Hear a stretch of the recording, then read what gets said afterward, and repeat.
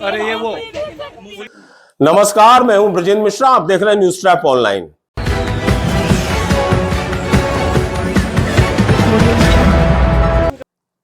प्रेमी और प्रेमिका के बीच की लव स्टोरियां कोई नई बात नहीं है।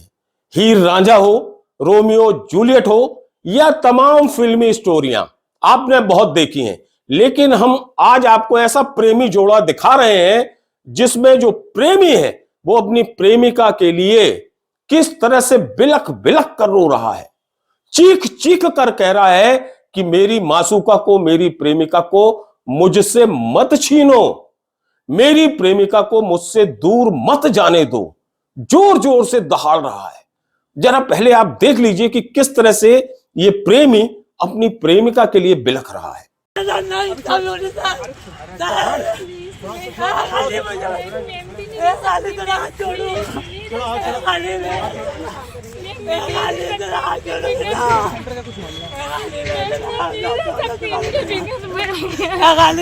अरे ये वो। तो ये जो प्यार, मोहब्बत, इश्क का जुनून है, ये कोई सार्वजनिक सड़क पर नहीं, ये कलेक्ट्रेट कैंपस की घटना है।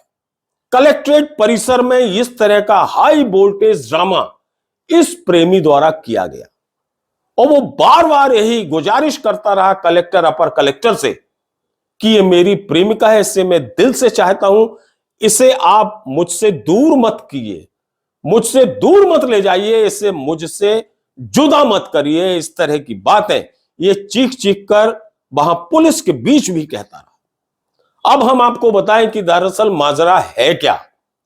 असल में ये दोनों जो लड़के और लड़कियां हैं, इनमें आपस में प्रेम संबंध थे और फिर इन दोनों ने लव मैरिज कर ली।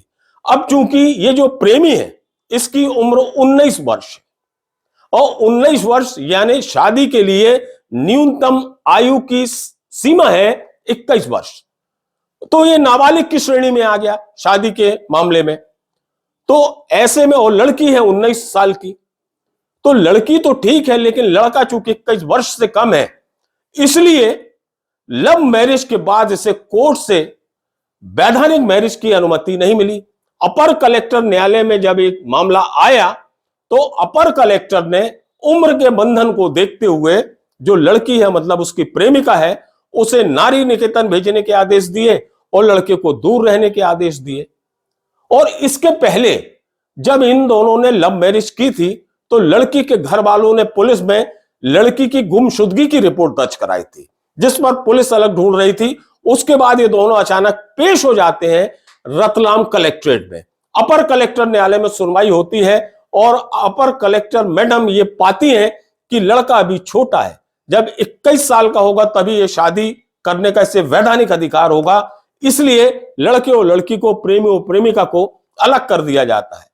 ये जैसे ही फैसला सामने आता है तो जो प्रेमी है अपनी सारी हदों को लांघ जाता है, उसका दिल जैसे टूट जाता है और वो बिलखने, रोने और चिल्लाने लगता है, वो भी कलेक्ट्रेट के भीतर।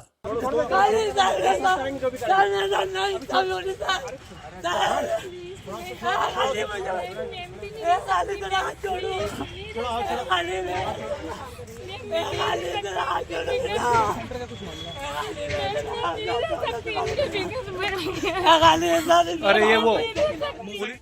चीख चिल्लाहट के बीच ये लड़का इतना ज्यादा त्रस्त हो जाता है, इतना ज्यादा दुखी हो जाता है कि नौबत इसकी अस्पताल में एडमिट करने तक की आ जाती है। इस प्रेमी को अस्पताल में हॉस्पिटलाइज करना पड़ता है, जहां इसका इलाज किया जाता है। और दूसरी तरफ अपर कलेक्टर के आदेश पर उस लड़की को, मतलब उस प्रेमिका को, नारी निकेतन भेज दिया जाता है और जो लड़का है वो अस्पताल में भर्ती होकर अपना इलाज कराने मजबूर हो जाता है। एक लड़की को बंद कमरे में सुना गया है। वन स्टॉप सेंटर से जब वो लाई गई थी फिर उसको सुना गया। उसने यही कहा है कि वो लड़के के साथ नहीं जाना चाहती है। उसको आश्रय स्थल उज्जैन भेजने के लिए हमने पत्र जारी किया। तो ये थी लड़के और लड़की के बीच में ये प्रेम कहानी, जो गजब की प्रेम कहानी है, जिसमें प्रेमी अपनी प्रेमिका के लिए किस तरह से अपना दिल दिए बैठा है और उसे एक पल भी अपने से जुदा नहीं होने देना चाहता, लेकिन जो कानूनन बाध्यता है वो इन दोनों को अलग रहने के लिए और अलग करने के लिए मजबूर कर देती है।